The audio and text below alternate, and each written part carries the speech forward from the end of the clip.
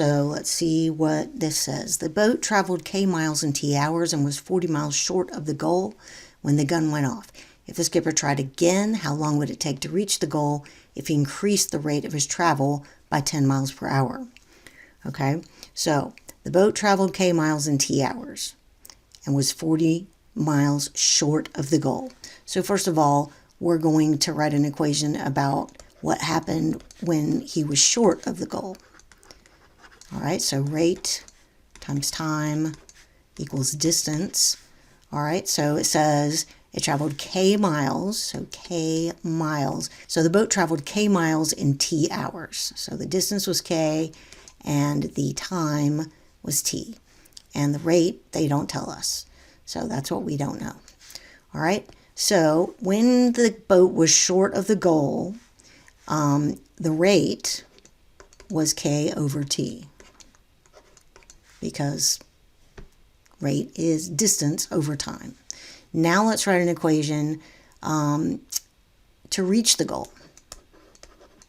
So a couple of things are going to change when we want to reach the goal. All right, so the rate, K over T, we want to increase that by 10 miles per hour. So now the rate is going to be K over T plus 10. The time is what we don't know because it says how long will it take. So that's what we don't know.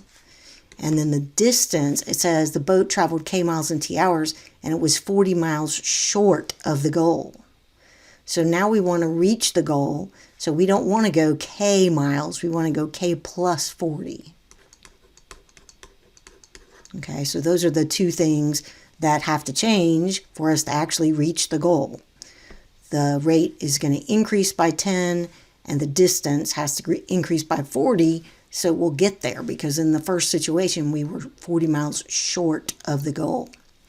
All right, so now we can just figure out what the time is by dividing distance over rate. So the distance, K plus 40, divided by the rate, which is K over T plus 10.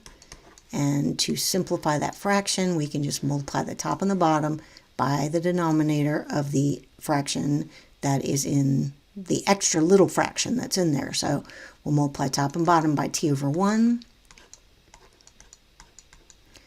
And then use the distributive property on top. We've got KT plus 40T.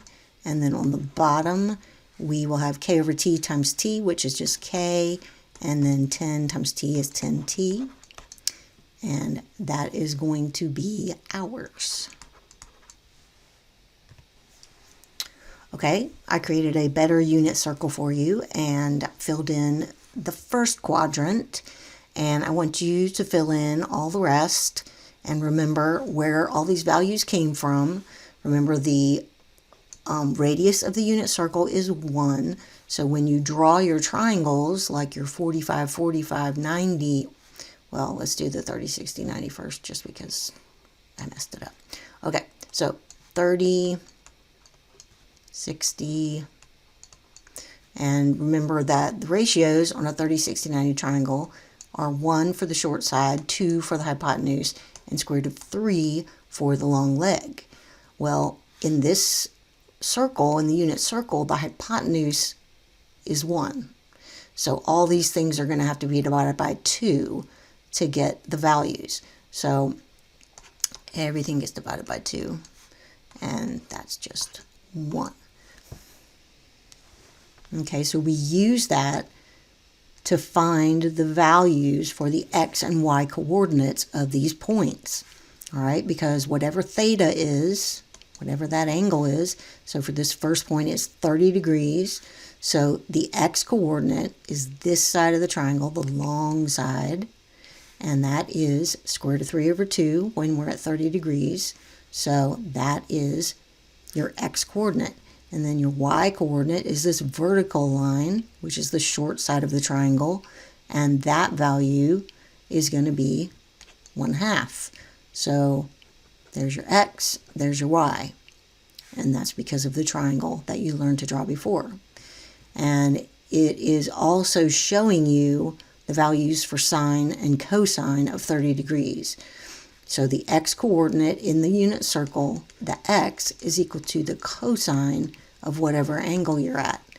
Y of whatever point you're on is equal to the sine of whatever angle. So, and the reason that's true is because the hypotenuse of the triangle is 1. So the vertical side over 1, the opposite over hypotenuse, is just the y coordinate, because the hypotenuse is 1, so it doesn't change the value. All right, so at 45 degrees, you can think about your 45, 90 triangle.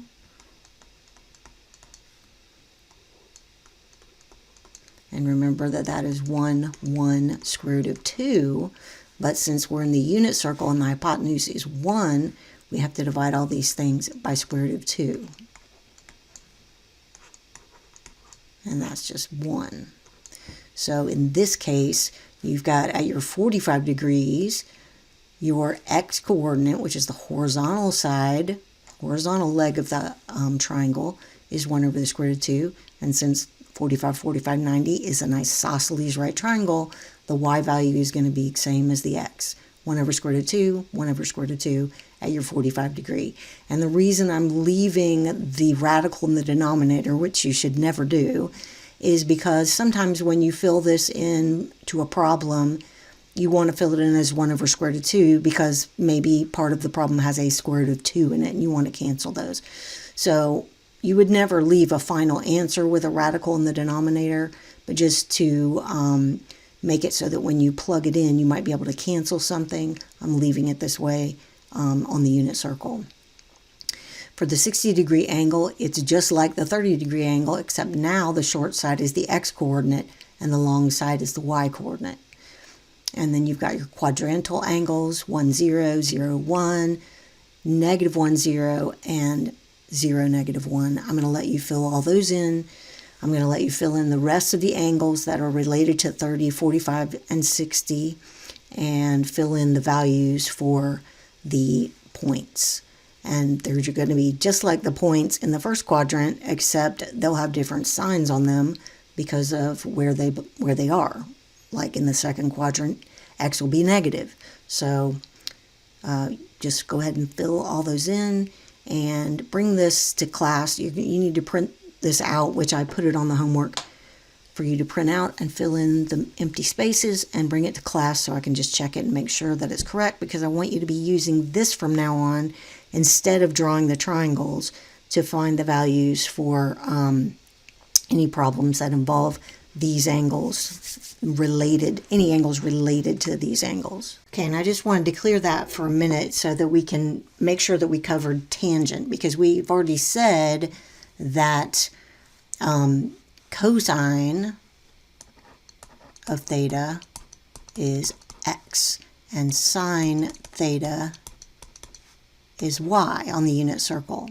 But what we didn't explicitly say is that tangent theta is y over x, which makes sense from the definition of tangent if you think about these triangles that we're talking about. So if you're at 30 degrees and this is your theta, then the x-coordinate, this horizontal side, is your cosine, because that is adjacent over hypotenuse, which hypotenuse is 1, so adjacent is the x-coordinate. And then sine theta is opposite over hypotenuse, so that's the y-coordinate over 1, just the y-coordinate. And then tangent theta is opposite, which is the y-coordinate, over adjacent, which is the x-coordinate.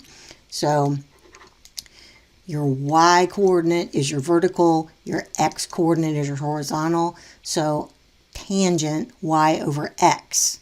So I just wanted to make sure we all understood that that is how tangent relates to the coordinates on the unit circle. And there's another thing that we can learn from this, that is, since tangent theta is y over x and y is sine and cosine is x, that means that tangent theta, this is called a trig identity, tangent theta is always equal to sine theta over cosine theta. Because in this, what we're learning is that in the unit circle, sine is y, cosine is x. So if tangent is y over x, it's also another way to think about it is that it is sine over cosine. So I just want to make sure that we have that down and that we know that. Okay, so we're going to start here with 3 tangent 180. Let's go back to the unit circle, and it's cleared out now, but let's just remember that our sine, our x coordinate is cosine on our unit circle. Our y coordinate is sine theta, and y over x is tangent theta. All right, so we're looking at 180 in this problem. So 180 is right here, and we know that the point at 180 is -1, 0.